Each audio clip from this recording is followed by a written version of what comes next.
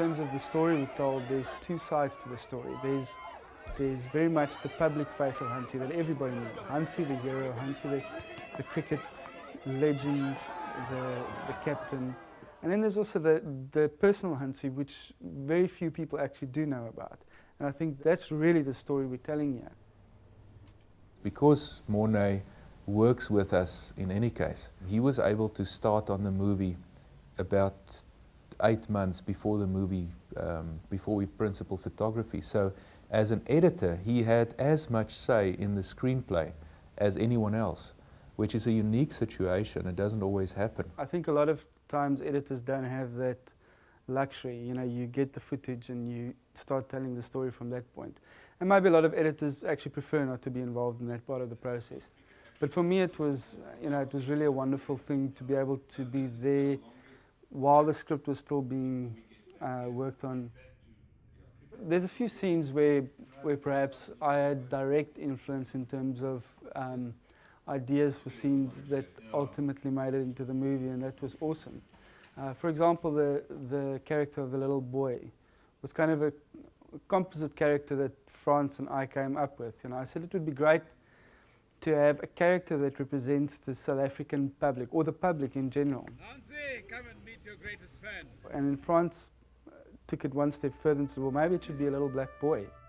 Because Hansie did have a passion for developing young cricketers, the cricketers of the next generation. And specifically those from communities that didn't have the opportunity to play cricket before.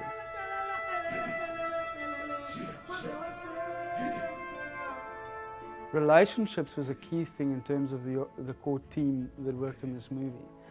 We weren't only here to do a job, to tell a story from that point of view, but we were intimately involved with the family of Hansie, with people who knew him, who loved him. I met his mom and dad. I was able to spend time with the family, and that did have a big impact in terms of the edit, because that had to be conveyed in the story that we told. Come on, Dad, please don't leave the room again. Listen, Hansie's gonna get his 100. Come on, Dad, it's gonna be fine. For once, please, Dad.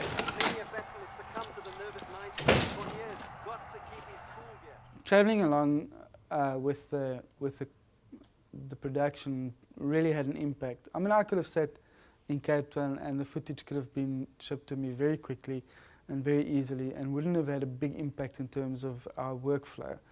But there was a richness that was added for me and an insight that was added for me being able to be on the locations. I tried to convey what I saw there in terms of the footage that we see in the movie. I searched for those moments in our footage because I was there, I saw what India looks like, and I think it did have an impact on me in that regard. I was able to go to Bloemfontein and spend some time at Grey College, and that had a huge influence on me. Specifically the Grey College culture, the whole culture around Grey College, it gave me a huge insight. And what happened was the documentary team that's also working alongside the movie did a lot of interviews, and I was able to sit in on those interviews. And some of the things that were said in those interviews, we all got so excited about. Those scenes actually ultimately made it into the movie. It wasn't originally in the script. For example, scenes with Mr. Falstead. You know, there's one scene in the movie which I think is a very moving scene where the media he told us about how the media was hounding them for opinions on whether they're going to take Hansie's name down from the school honours boards. And I called the boys on the intercom and said, come into assembly, and they all came to assembly. We usually have two assemblies a week, but this was on the middle of the week Sunday, and I went to assembly and I said, listen boys, you've been reading the newspapers, you've been watching the television, you know what's going on. This is what I'm telling the media. We condemn something that is wrong, but we will not condemn a grey boy.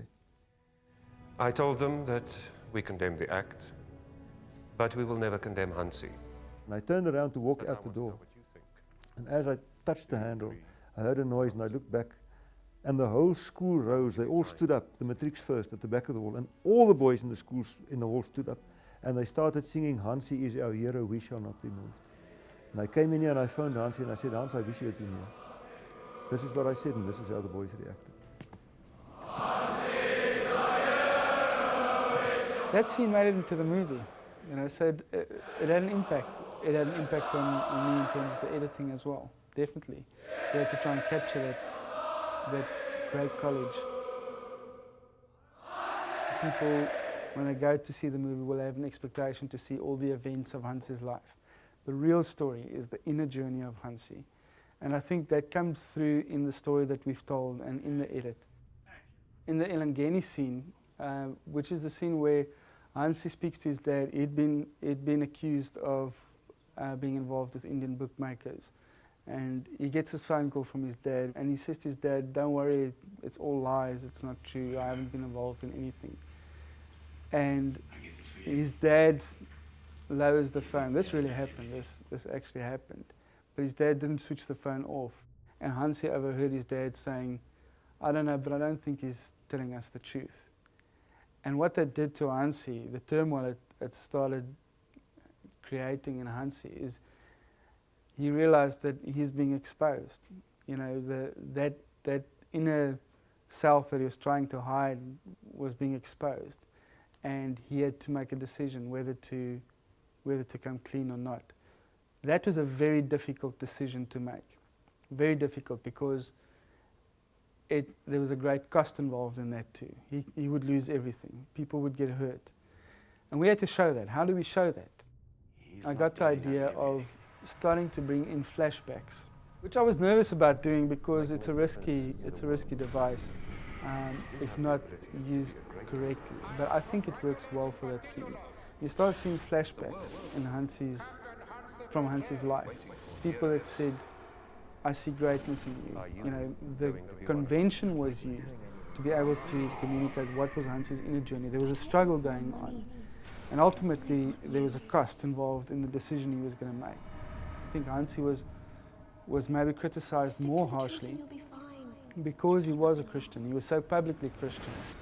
So the impression is that if you're a spiritual person, if you're a Christian, that you can't mess up, that you can't get into, you can't be tempted, you're like exempt from all those things. It's not true. I think it's important that people know that Christians are as vulnerable as anybody else, but this is the difference. They understand God's forgiveness and they understand God's grace. And I really hope that people can see that when you do stumble, when you do fail, that's not the end of the road. That grace, you know, people would often say in the media about Hansie, he's the hero who fell from grace. He's the legend who fell from grace. Hansie Cronje, former South African captain, fallen from grace. I don't understand that. Grace isn't something you fall from, it's something you fall to. Grace only makes sense once you only need grace once you've fallen.